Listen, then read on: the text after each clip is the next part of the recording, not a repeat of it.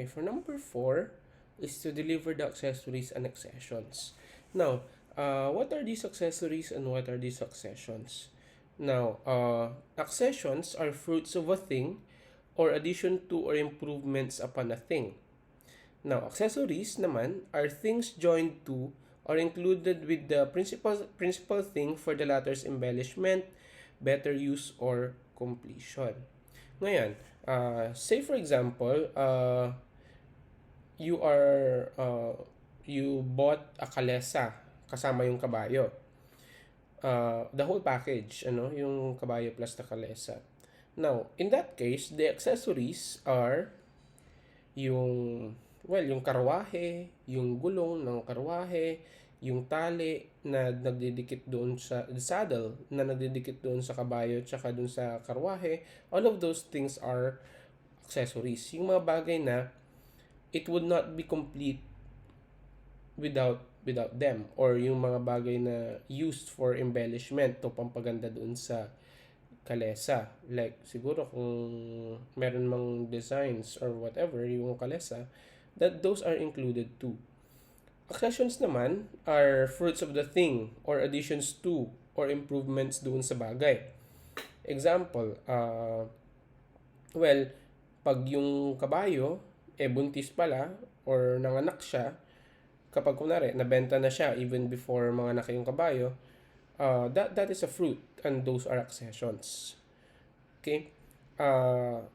Well, or for example, in the case of lupa, for example, bumili ka ng lupa and then eventually nagkaroon siya na for some reason nagkakaroon ng deposits ng lupa dun sa tabi ng lupa mo kasi nasa malapit siya sa ilog. Well, that's considered an accession, and you are supposed to deliver that thing as well. So you need to deliver the accessories and at the same time the accessions to the thing. And finally, answer for damages in case of non-fulfillment or breach. Madidiscuss natin yun in the next discussion. So, kung hindi ma-fulfill ng tao yung obligation, there is may danyos dyan. But actually, I'm getting ahead of myself because this will be discussed in the next part of the lecture.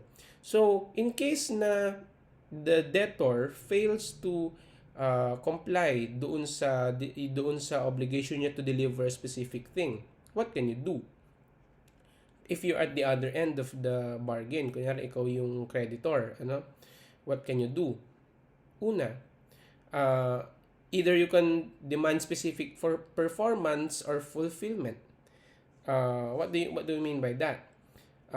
Specific performance is you will demand the person to perform or deliver the things sa'yo or to fulfill yung obligation niya sa'yo, which is to give that specific thing.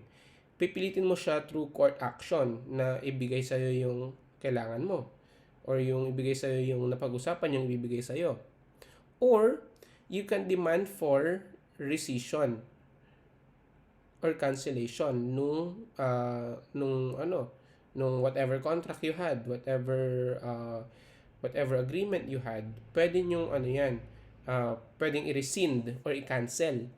And may kasamang damages na yon, may kasamang danyos na yon for for not being able to deliver. Or demand payment of damages, pwedeng danyos na lang instead of fulfilling the obligation or instead of rescission of contracts. Purely damages lang siya. In any case, if there is breach, there is damages. Kapag may hindi ka na fulfill na obligation and to deliver a specific thing, there's always a need to pay for damages on the part of the creditor or on the part of the debtor rather. So yun, that is real obligations for the delivery of a specific thing.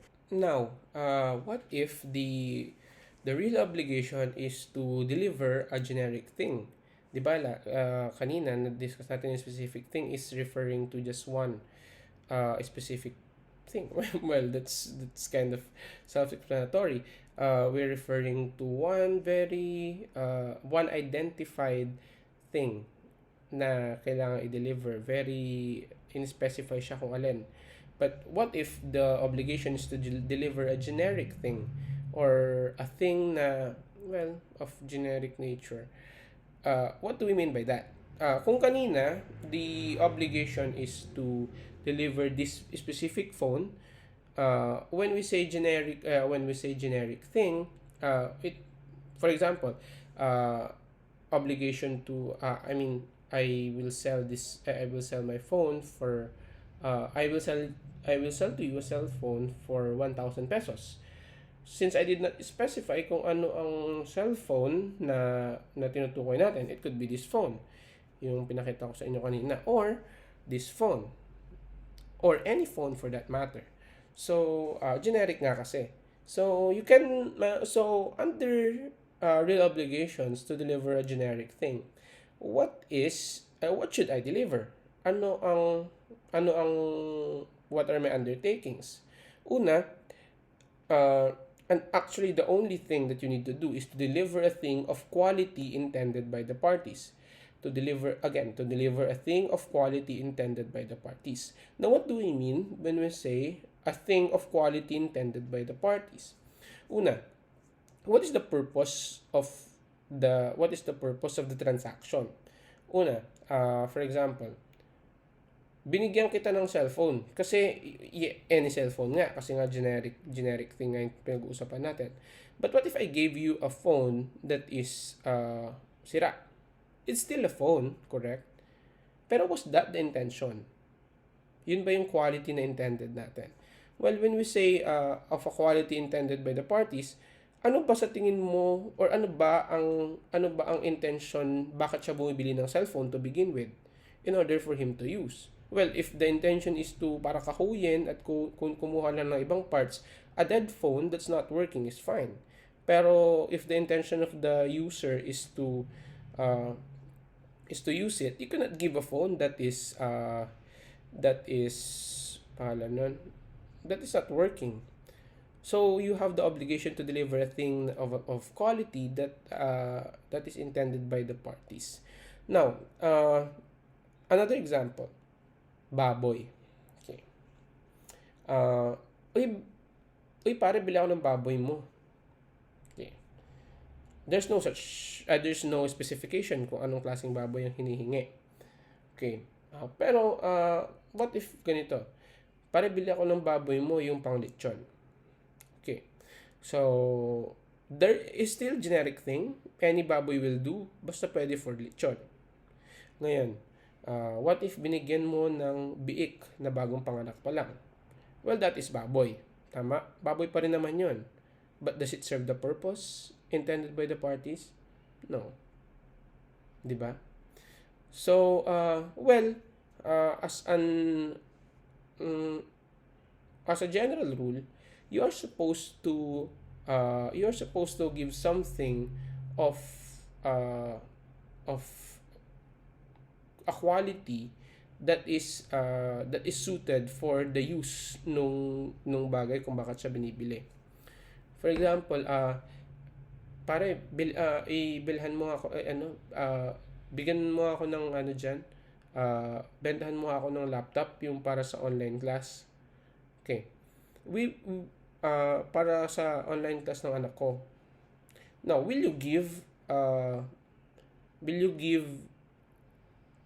a quality ng laptop na super high specs na for gaming or for whatever purpose?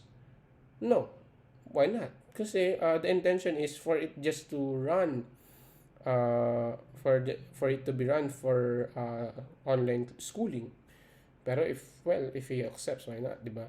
Pero will you deliver a laptop that is from the 1990s na walang webcam? Of course, that's not within the quality intended by the parties, pang online class nga, pang video call, pang Zoom or whatever.